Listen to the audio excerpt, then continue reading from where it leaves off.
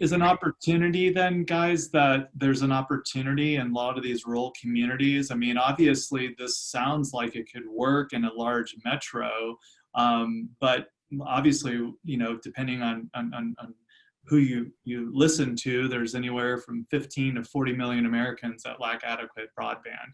So it is, I guess, a potential catalyst, right? Being able to partner with, you know, folks like Nate, who's solved the middle mile problem, you know, across many communities, because you've got to solve that first, right? So now they've got 100 gig available to the community, but now the community needs potentially help to take that next step. So is maybe is rural America potentially a catalyst for getting more open access, I guess, to start gaining more traction? Yeah, I mean, I'll give you my answer. So Ammon went live at the end of 2016. And so in 2017, we started business development. And we started it at the point Ammon went live, all we had was that capability to dynamically switch your ISP. I would say Ammon today has 30% of the technology they will have 12 months from now. So there's a bunch of technology that will be unleashed over the next year, which will be more transformative than what we've done in Ammon. But on the business development side, so you think about the cycle.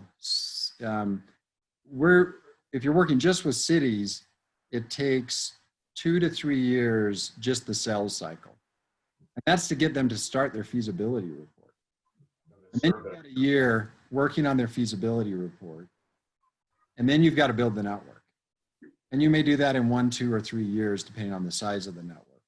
So what we're seeing now, we've got 2 cities in Idaho under construction, copying the Ammon model.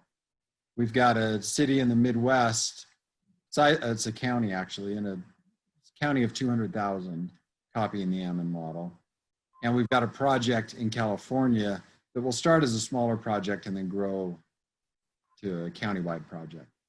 So there's 4 that are actually under construction.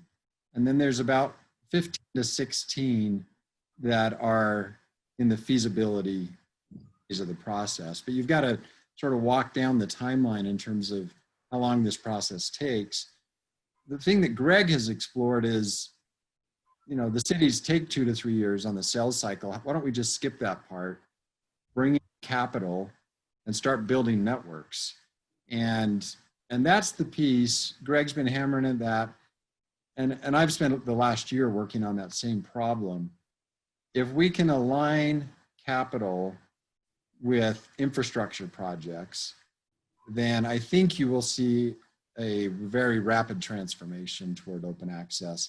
If not, if it stays at the municipal level, it's going to be a slower slog.